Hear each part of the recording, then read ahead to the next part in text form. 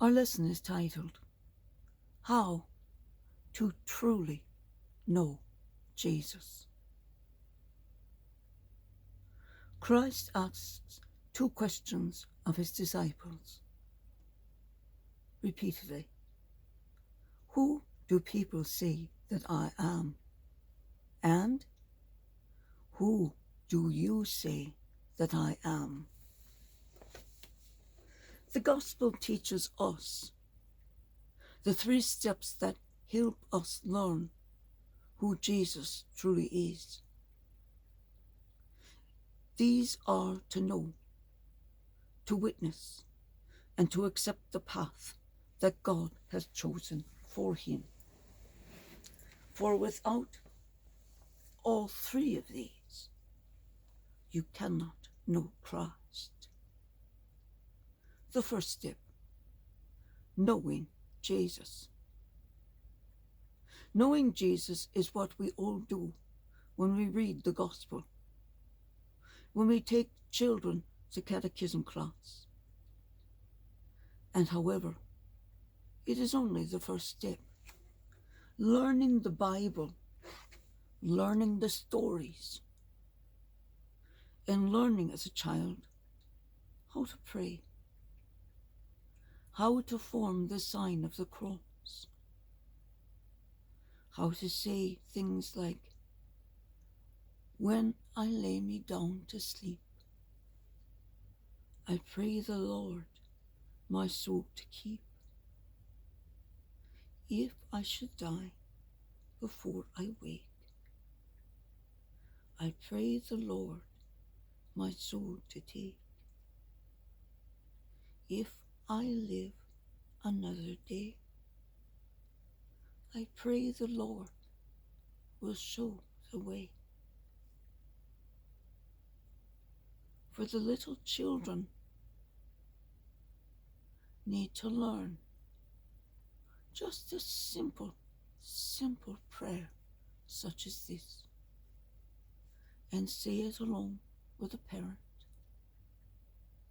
And then they can do, if they wish, I bless my brothers, except for when they throw bugs on me.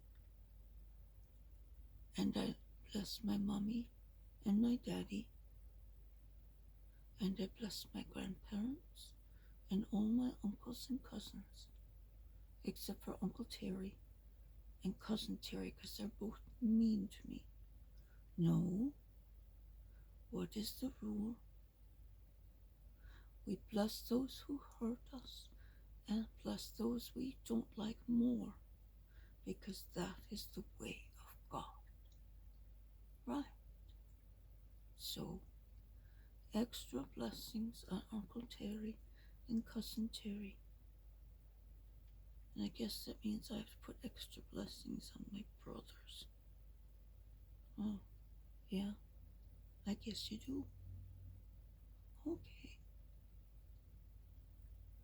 Now the second step, witnessing to Jesus. The second is to publicly acknowledge Jesus. In order to do so, we need the power of God and the power of the Holy Spirit.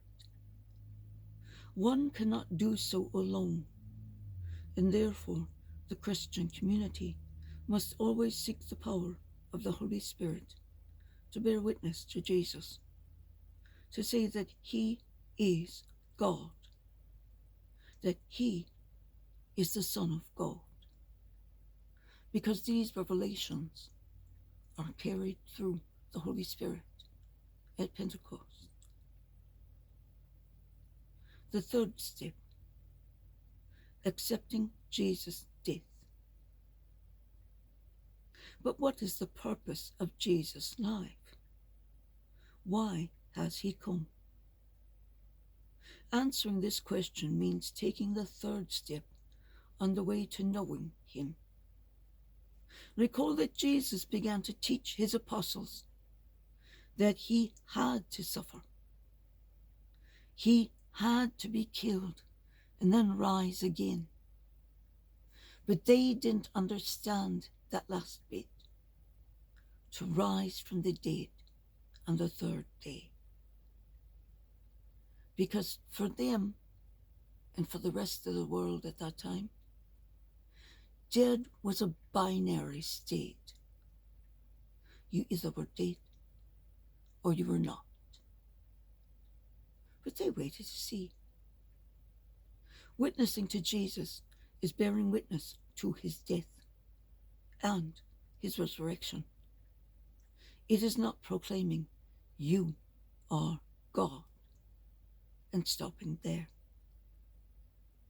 No. You came for us and you died for me. You are resurrected. You gave us life. You promised us the Holy Spirit to guide us. Witnessing to Jesus means accepting the path that the Father chose for him. Humiliation. Paul, in his letter to the Philippians, says, God sent his Son, who emptied himself, taking the form of a slave. He humbled himself, even unto death, death on the cross. If we do not accept the path of Jesus, the path of humiliation that he has chosen for his redemption, not only are we not Christians, we deserve what Jesus said to Peter.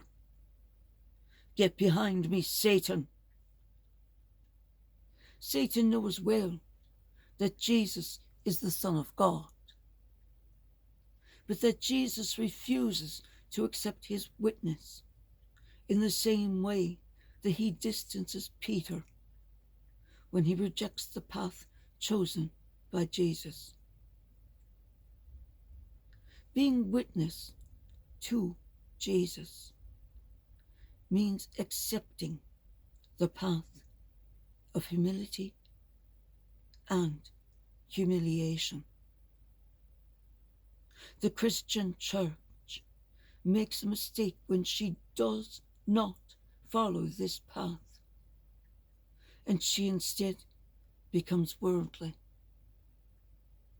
Those churches are no longer churches of Christ until they regain their focus and return to humble roots, humility, and humiliation. As for the grace of being consistent as Christians, the grace to follow Jesus on his way to the cross, even to humiliation,